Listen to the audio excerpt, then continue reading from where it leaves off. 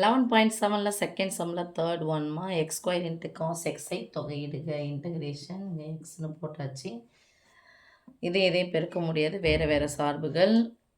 இதுக்கு சப்ஸ்டியூட்டும் பண்ண முடியாது, ஏன்னா ஒன்றினுடைய வகையிடலாக இன்னொன்று வரல. So third method UDV method தான் போட போகிறோம். இந்த யூடிவி மெத்தடு போடும்போது, இன்டகிரேஷன் யூடிவி மெத்தட் போடும்போது நம்ம செய்ய வேண்டியது என்னென்னா, எக்ஸின் அடுக்கு எத்தனை இருக்குன்னு பார்க்கணும். எக்ஸின் அடுக்கு 2 இருக்குது.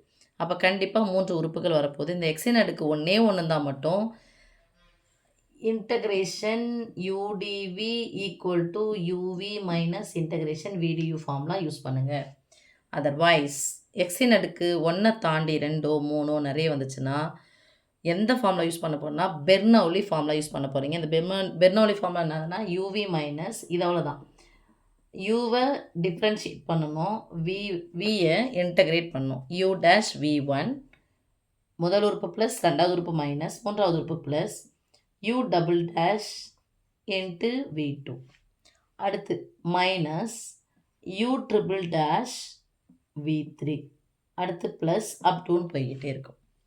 ஓகே, இந்த டேஷ்னா வகைப்படுத்தணும், இந்த 1 2 அப்படின்னா தொகைப்படுத்தணும். இப்போ இதில் யூவை நம்ம எப்படி செலக்ட் பண்ண போகிறோம் அப்படிங்கிறது தான்.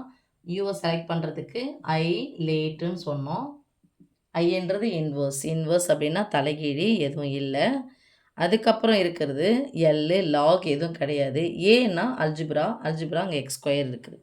ஓகேம்மா, இந்த அல்ஜிப்ராவை தான் ஃபஸ்ட்டு நான் எடுக்க போகிறோம், யூன்னு எடுக்க போகிறோம். Let u equal to x square.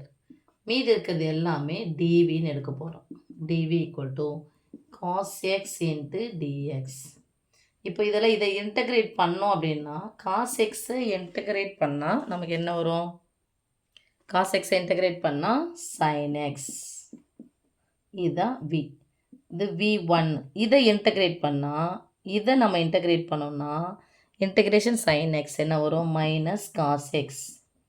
இதை வி2. இதை இன்டகிரேட் பண்ணால் மைனஸ் வரப்போகுது. காஸ் எக்ஸை இன்டகிரேட் பண்ணால் sine x.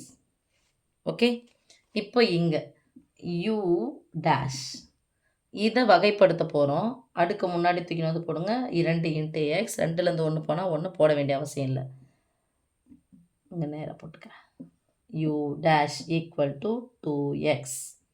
You double dash equal to எக்ஸை வகைப்படுத்தினா 1, இங்கே இருக்கிறது 2. அடுத்தது என்ன ஆகிடும்? நமக்கு 0ன்னு வந்துடும். ஓகே, இப்போது நான் சொன்னேன் இல்லைங்களா, இங்கே எக்ஸின் அடுக்கு 2 இருந்துச்சு அப்படின்னு சொன்னால் இங்கே 2ஓட முடியும். 3 இருந்துச்சுன்னா இங்கே 3ஓட முடியும். எக்ஸின் அடுக்கு 4 இருந்துச்சுன்னா அங்கே 4. அது வகைப்படுத்தலோ தொகைப்படுத்தலோ 4 டைம்ஸ் வந்துடும்.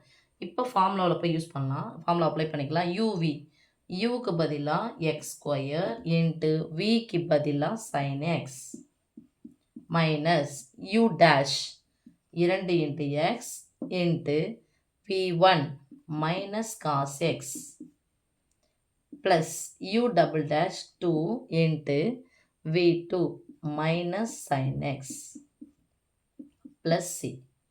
that is equal to x square into sin x minus into minus plus 2 into x into cos x plus into minus minus 2 into sin x plus c.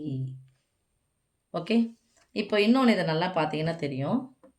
X ஸ்கொயரை அடுத்தது பண்ணும்போது 2x இன்ட்டு சைன் எக்ஸை வகைப்படுத்தினா cos X, sign எக்ஸை வகைப்படுத்தினா cos X. இப்போ இங்கே minus எக்ஸை வகைப்படுத்தினா 1, cos எக்ஸை வகைப்படுத்தினா minus sine X. இங்கே பாருங்கள், இங்கேருந்து இங்கே அப்படியே போய்கிட்டே இருக்கும்.